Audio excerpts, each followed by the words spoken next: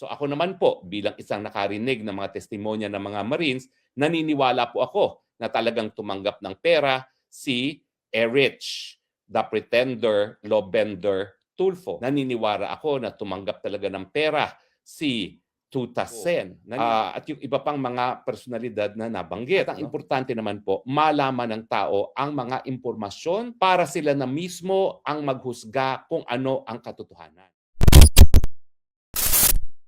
Bakit walang senador kanina? Well, sa tingin ko po, dahil nga po naghain na ng petisyon itong kampo ni Alan Peter Cayetano bilang sila naman talaga ang lehitimong mga nahalal na opisyalis ng Senado at yan ay pagpapakita ng respeto.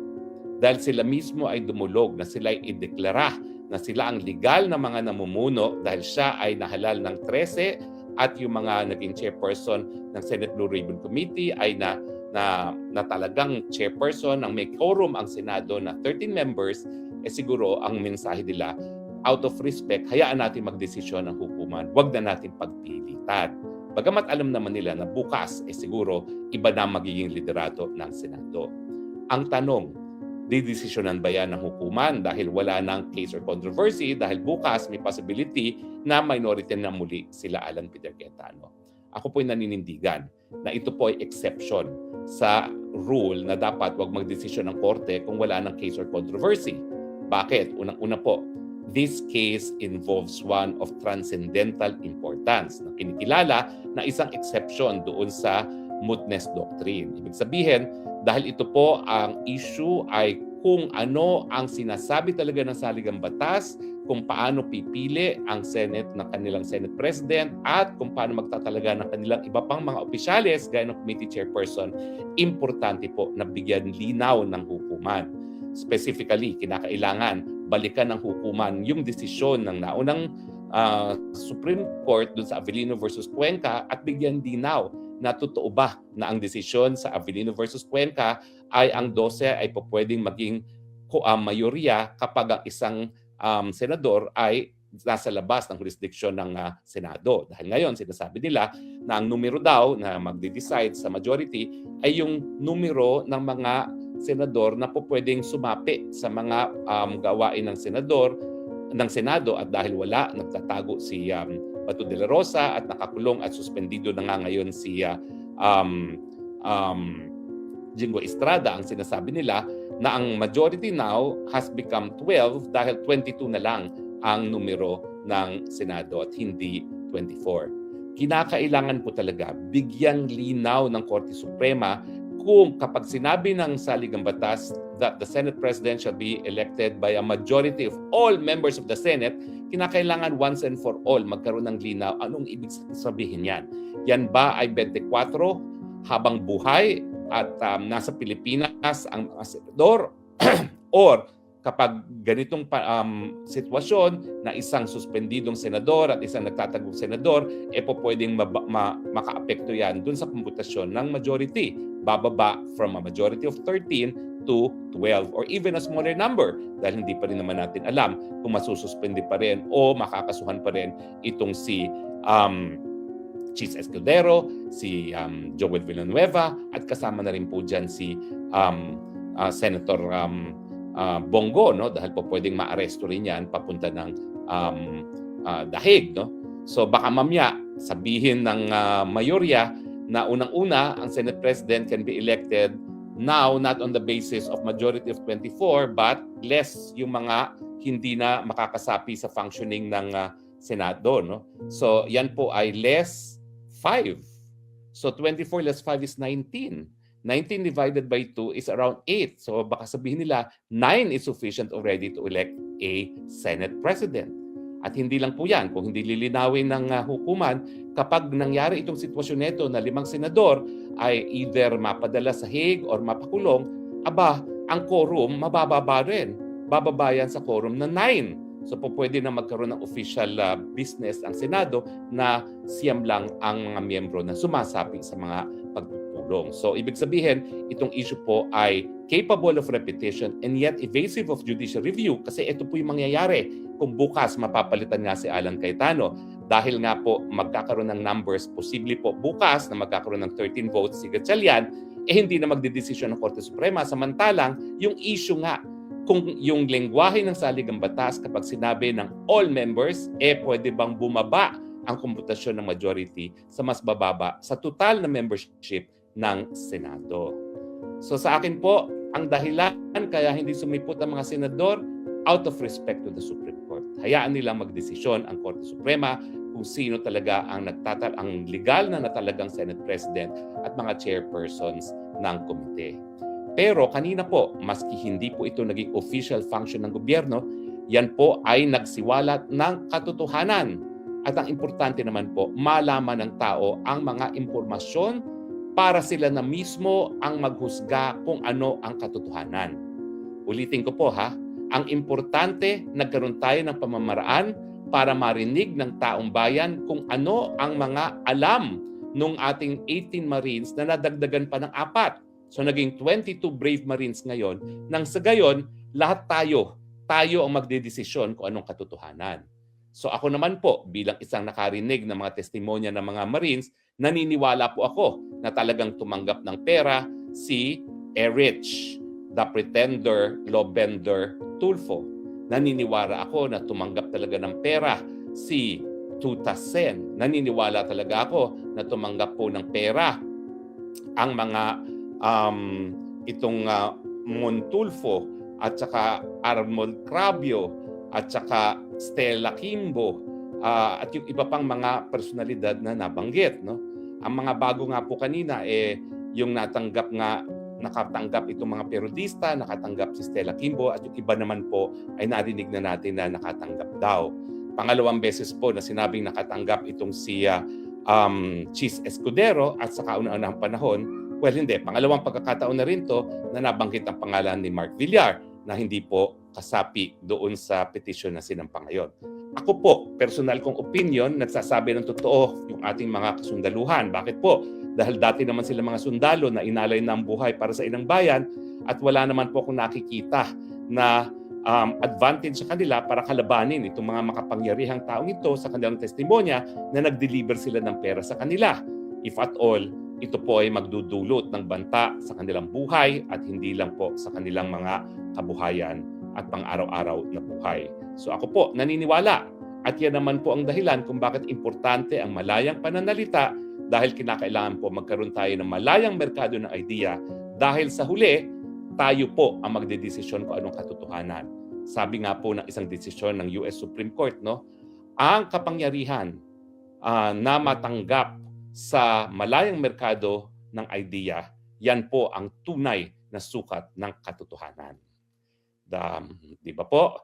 So anyway, bahala po kayo magdesisyon sa narinig ninyo whether or not this is an official hearing of the Senate. Baliwala po yan. Ang importante, naniwala ba kayo? Ako po, naniwala at walang kahit sino pwedeng magsabi na ako po ay nagkamali. Kung 13 sila dati na wala si Chis Escudero, wala si Joel Villanueva, wala rin si Mark Villar, 10 sa kanila ay naghain ng petisyon sa Korte Suprema para kilalanin si Alan Peter Cayetano bilang isang tunay at lehitimong Senate President sang-ayon sa saligang batas at para rin madeklara na yung mga hinalal di umano ng mga committee chairman kasama na si Erich, the Pretender, Lobender, Tulfo bilang chairperson ng Committee on the Blue Ribbon na null and void dahil wala nga pong quorum na naghalal sa kanila. Now, bagamat itong petisyon pong ito ay hinain isang araw bago sa tinawag na special session ng Kongreso na sigurado po ako para lamang sa pagpapatalsik kay Alan Peter Cayetano bilang isang Senate President, importante pa rin. Naghain ng ganyang petisyon, bagamat maya-maya po pag-usapan natin kung talaga bang magkakaroon ng desisyon ng Korte Suprema. Well, sa akin po, importante naman na magkaroon tayo ng historical record doon sa panahon na naging Senate President si Alan Peter Cayetano, maski pa magkaroon sila ng 13 numero bukas at inaasahan natin na meron silang 13 numero dahil bumaliktad na nga po si hindi po Alan Peter Cayetano, bumaliktad na nga po si Chis Escudero at inaasahan natin babaliktad na rin itong si Joel Villanueva. Siyempre po, alam din natin kung bakit sila babaliktad. dahil sila po ay tinakot na ng ombudsman na sila ay kakasuhan. At kung tama po yung informante ko na nagsabi na bago pa makulong si Senator Jinggoy Estrada, kinuusap siya mismo ni Liza Araneta Marcos na bumaliktad para hindi makulong, I'm sure ganyan din po ang sinabi dito kay Chis Escudero at kay Joel Villanueva. Well, sa akin po, naintindihan ko naman kung bakit ayaw nilang makulong, no? Dahil ako rin, umiiwas ako sa pagkakakulong, pero iba po ang kadahilanan. Ako po, malinis na malinis sa konsyensya ko. Wala pong kahit sino na nag-akusa sa akin na ako po ay gumawa ng kahit anong krimen. Yan po ay sinasabi lamang ng administrasyon ni Marcos matapos nga po naghain sila ng original na complaint na hindi naman ako kasama. Hinabol lang po nila yung complaint laban sa akin matapos nilang na-realize na hindi nila ako mapapauwi sa Pilipinas para gipitin ng WAD committee na walang criminal case. Kaya hinabol po ang kaso ng qualified human trafficking laban sa akin. Pero ang pagkakaiba po sa kaso ko at sa kaso ng dalawang senador na si Villanueva at saka si Chis Escudero, sa akin po walang tumayong nagrereklamo na ako'y biniktima ko sila ng human trafficking.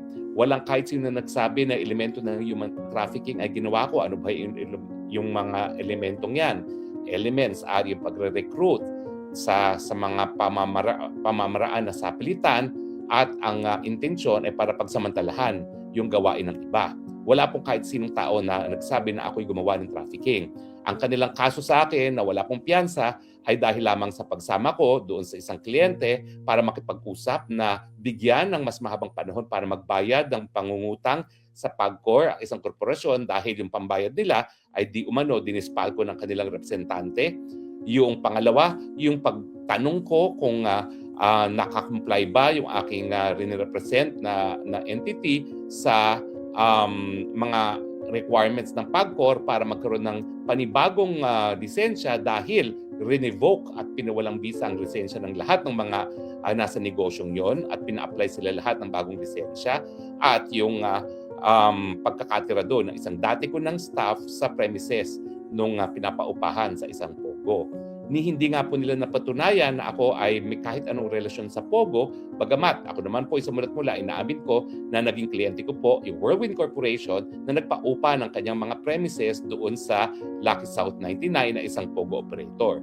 At yan naman po ay matter of court records na ako po talaga ay tumayong abogado sa MTC, sa RTC, sa CA at sa Supreme Court para sa Whirlwind Corporation. Pero yung Whirlwind po mismo ay tagapagpaupa lamang at hindi po yan involved sa kahit anong pogo.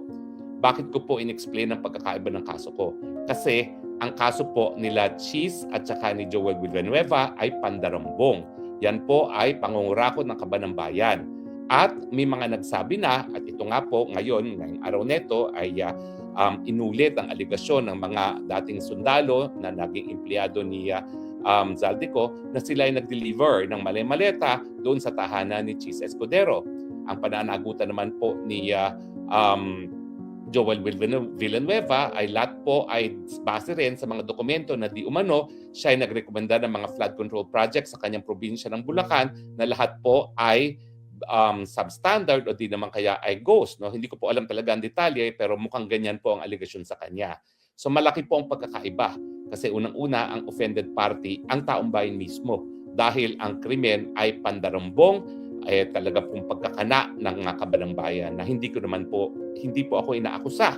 In fact, wala nga pong nag-aakusa sa akin ng kahit anong krimen. Kaya naman po ako ay nanindigan sa aking karapatan, sa karapatang pantao na humingi ng asylum at ngayon ay nawalay sa pamilya at sa mahal sa buhay dahil nga po tayo nag-asylum dahil tayo umiiwas sa panggigipit sa pamamagitan ng pagtanim kaso ng isang tao, kaso na non-bailable na wala naman po kahit anong ebidensya at samantala po kung tayo ay subject sa proseso na ginagawa naman po natin yan dahil meron pa tayo petition for review pero ang alternatibo po dyan ay magpakulong muna sa mga preso na tinawag na nating tantamang to torture ng isang kaso na hinain na natin sa Korte Suprema na nabaliwala naman ng Korte Suprema dahil bagamat sinabi ng United Nations Committee on Human Rights na ating mga kulungan ay di makatao at ito ay tantamount to torture, sabi ng Korte Suprema, yung ganyang finding ay recommendatory lamang at na-dismiss tuloy ang petition natin para mapilitang gumawa ng hakbang ehekutibo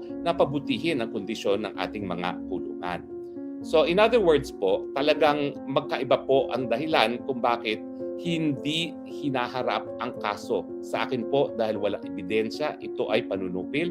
Sa kaso naman nila Joel Villanueva at sila Chis Escudero, ang dahilan po nila, kaya siguro sila ay bumaliktad dahil ayaw nilang harapin ang kaso na talaga namang pong kinakailangan. Marami silang ipaliwanag sa taong bayan dahil wala naman pong kaduda-duda na bilang mga mambabatas, sila ay nag-identify ng mga proyekto, sila ay may mga supporters na mga kontratista na nagbigay na limpak-limpak na salapi sa kanilang kandidatura na natural ay magkakaroon ng kabayaran.